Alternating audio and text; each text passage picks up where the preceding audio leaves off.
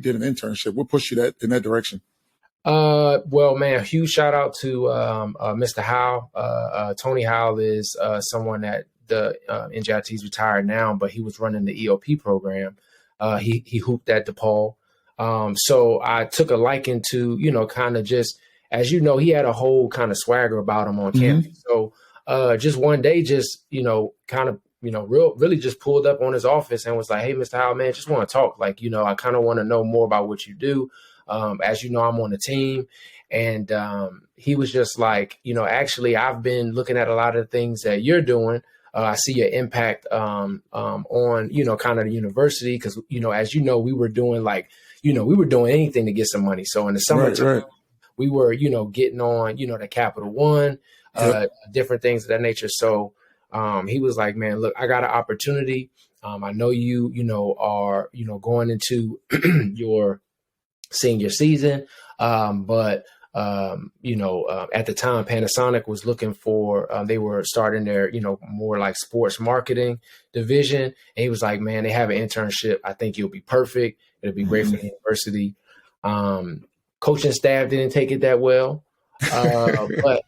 But I didn't even tell them until I got the internship. And I kind of don't really tell this story that much, but when it came to the internship, just to give you a gist of like my day, we were still, although it was the summer, we were still working out. And I was still taking classes. So I didn't have a car in Jersey, but it was in Maryland. So I had to take public transportation. And in New Jersey, you have like the path, you have the bus, different trains and things of that nature. But I had to take a bus to a train just to get to work at basically I had to be there by 7, 8 o'clock in the morning. I did a regular, day. I was gone around like 3, 4. I think I probably had to leave a little early because I had a workout at 6. So I had an hour and a half to get on public transportation and get back to school to do my workout. And that was for like 35 minutes to 45 minutes to an hour. Shower, go to the caf, rub down some food. And then I had a class, I had late night classes. And this is summer school. Like people don't understand. This is what Division I basketball is. This is a day in the life. Yeah. Like this isn't even during the season, because during the season, it's even crazier, because obviously that internship, how that's taken out is you got classes. So you can just basically put the two in together. And I still had classes. But I tell that story because I would never be able to be in that position or do it if I didn't do what I did at Progressive to get myself and wake up that early in the morning and know I could do it. Because full circle. I had to wake up that early to even know that I could wake up. Yeah. And be present that early. Yep. So yeah, man, that's really it, and that's not, like I said, that's not for everybody, because although that was a decision I made, that was a very hard decision, but I had to go even harder when I got on the court because coaches knew that I was doing something else that wasn't contributing to, what was going on our team. And it really, made me mature a lot faster because you guys, looked at me as the leader to ensure that I was doing what I needed to do on the court. Yeah, and I think that internship helped you a lot with what you have going on today with R3V, right? So what do you guys have going on at R3V? Yeah, so basically, about I would say early last year, kind of like right after the pandemic, I got brought on to a sports agency to basically help, kind of grow the agency with kind of all of the business services and everything. Mainly because of my background in marketing and then merchandising.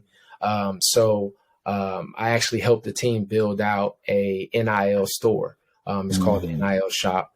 And our agency actually works with not only pro athletes, but collegiate athletes. And we also in the high school space. So from a collegiate perspective, this was basically the early stages of NIL. Our agency was a part. We were not on the pro side, but we were, in the trenches, really helping these athletes that we have relationships with navigate through a space that is a little bit more clear now.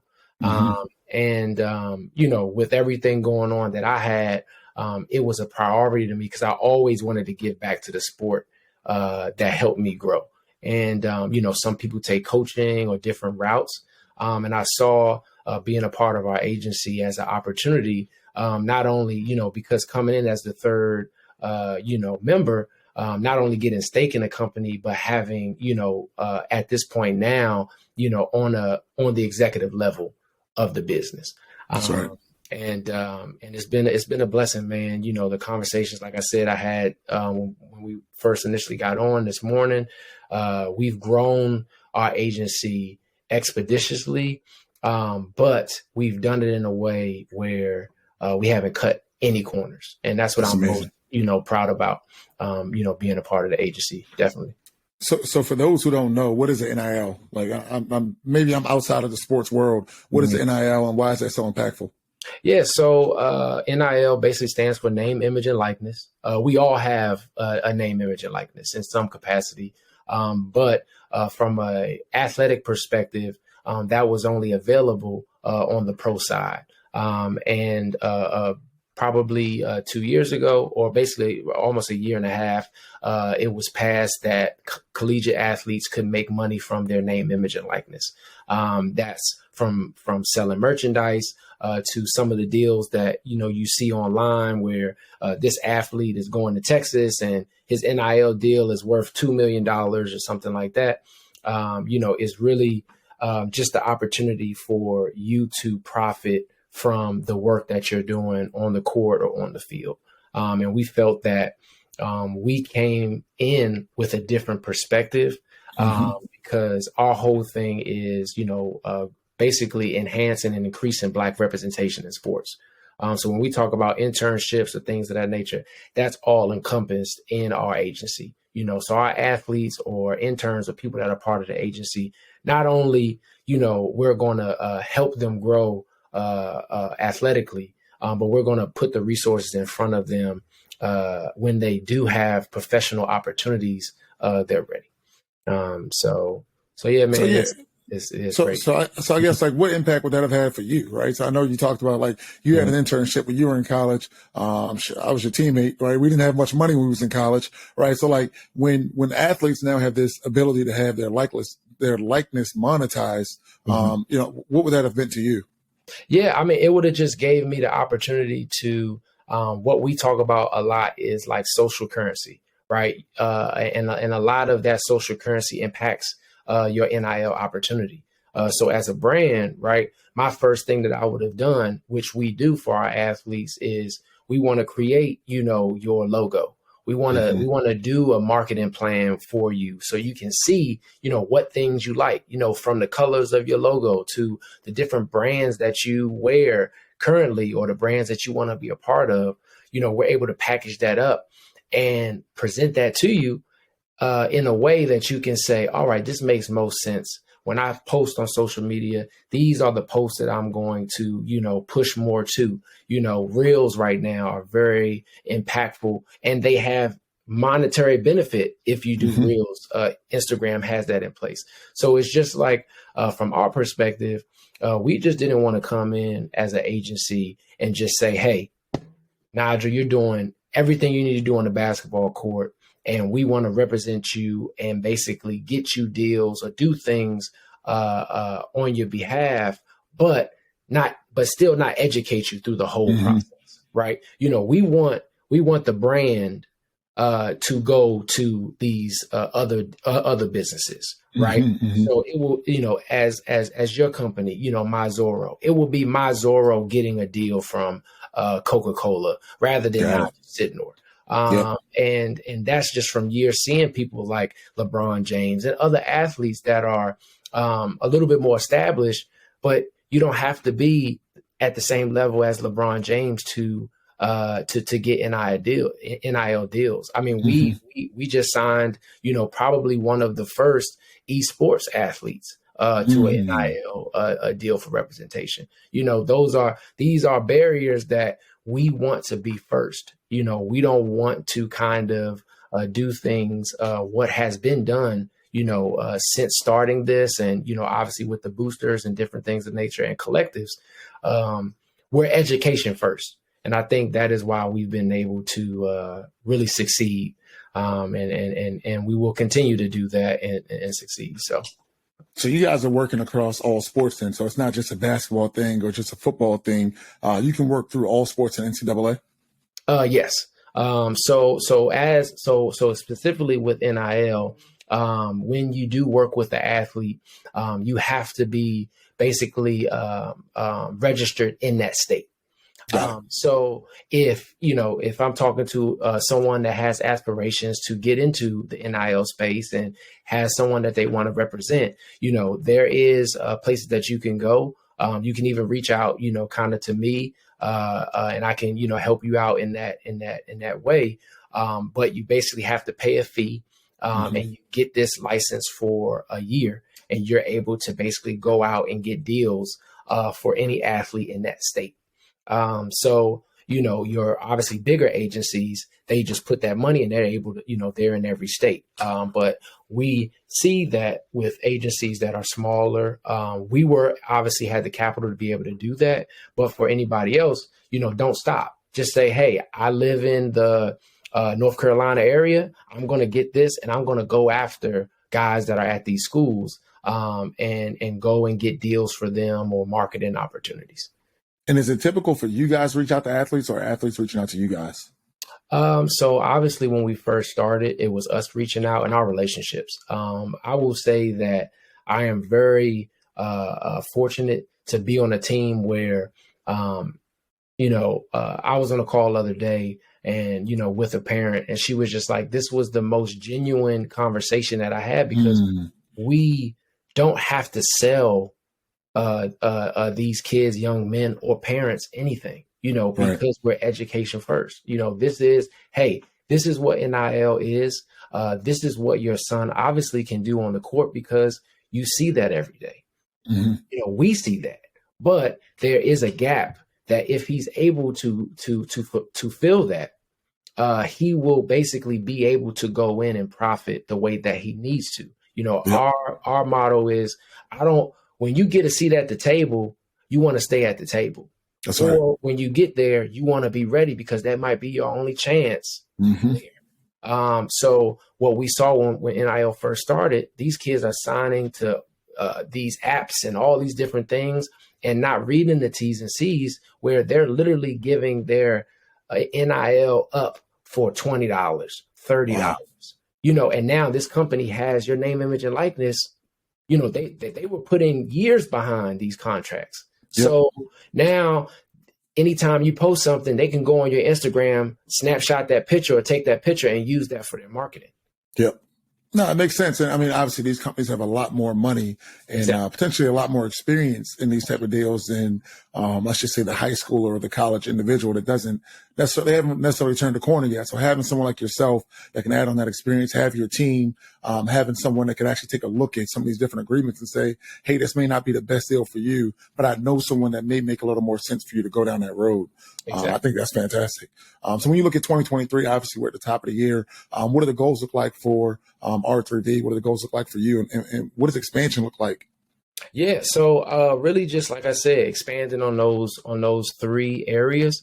And then also outside of the high school, college and professional, working with more nonprofits. We worked with a few nonprofits last year, and that's really helped us because with these athletes, when we speak to them, the biggest thing that I want to do is I always want an athlete to have the opportunity to go back home and speak to those kids that were once sitting in the same seats that they once were. And I feel like it's so impactful for them to see that because a lot of us don't understand the power that we have. Yes, you might be at, high major to low major, but those kids don't know that. They just see someone that once sat in the same seat as them and was just as eager to learn and understand and get knowledge of, kind of what is going on. So for us, with that is my role with the company. Like I said, I'm basically the chief innovation officer. So what that means is I basically look at all of the strategies of our business and figure out how we can expand that, right? So you look, so that's more of like biz development, different things of that nature, where client relationships, right? So we're building partnerships that are long lasting rather than quick partnerships for our athletes. So it's my job to basically do that heavy lifting. And there are apps out now, your Open Doors, other companies that kind of do the early stages of like, hey, this is a deal with cricket, or this is a deal for T-Mobile for $5,000. They just need you to post. But ours is more of looking at everything from, a business perspective. That's fantastic. So yeah, man, it's really that. It's just staying, of course, with our business plan, and just giving more opportunity of education. I think the biggest thing for us is going to be high school. We see that a lot of high school athletes, and not only just institutions, can benefit from these conversations. So us just going in and talking to the kids about this, they don't have to all sign to us. That's not the goal. But if I know that every kid in the DMV area where I'm from, when you tell them what NIL is, they not only can say name, image, and likeness, but they can go in detail of what they're doing to enhance that, to get them ready for college. That's a win for R3V agency. That's big time. That's big time, man. So yeah, man. And then on the pro side, we're just really, putting our stake in the sand. We have the relationships, with our NIL shop. We have a lot of great, just young men and women and athletes that we make merchandise for. And they also are some with representation with us. And we're just building them, to get them successful to the point where whatever agency they work with on a professional side, they have all of the attributes to go into that negotiation room with that agency and get everything that they deserve. That's fantastic, man. So I can imagine a lot of people are probably trying to get in touch with you. So what are some of the easier ways to get in touch with you so they can get either information or potentially even have the opportunity to work with the agency? Yeah. So me particular, definitely, obviously Instagram is super easy. My Instagram is at Mr. Miller, but Mr. has 2 eyes.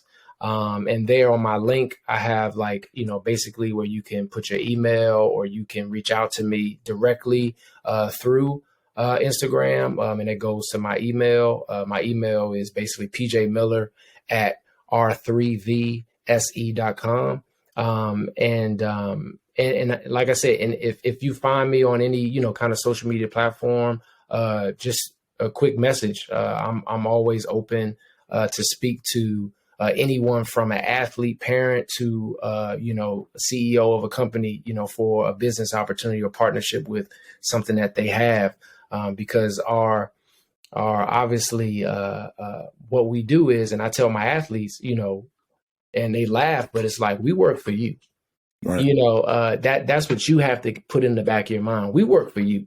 And if I can keep telling you that every place that you go, where someone is going to benefit from what you're doing on the field, they work for you, right. Because you're doing, everything that can be. So definitely, man, I like I said, appreciate the call, the conversation, we're open, man. We're really trying to, in 2023, like I said, to really make a voice, not only for the agency, because we're doing that, but consistent messaging of like how we differentiate ourselves, because we don't want to be bucketed or coupled with other agencies that might not have the same mission or vision that we have.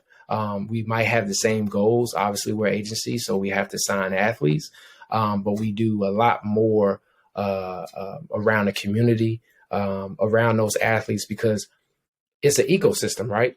If we sign an athlete, we're not just signing the athlete, we're signing the parents, we're signing the family members, we're signing the people around the area, that city sometimes, and these kids have to understand that we want it to be so easy that you literally are in the gym or on the field practicing and working out every day, and everything else you have nothing to worry about, because that's why you brought us in, to continue to take that burden off you, because a lot of these young men need that. You know, a lot of these young men just need an opportunity for them to focus on their craft and their mental health.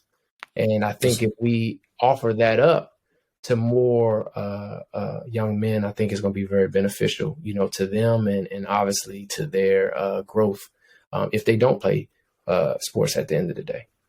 Absolutely. And I think it's needless to say that, you know, PJ's a giver. He's clearly very, very knowledgeable about the NIL space, but just business as a whole. I've been able to use him as a mentor, as a friend, as a brother, as I grow in my life and as I, you know, make some pretty intricate decisions in my life. I've always been able to depend on PJ, always answers the phone. And I think that you'll see that once you reach out to PJ and you give your child, your cousin, your nephew the opportunity to be able to monetize their likeness, being able to take control of their likeness, because that's the world we live in today, where we all have a brand. We all are a brand.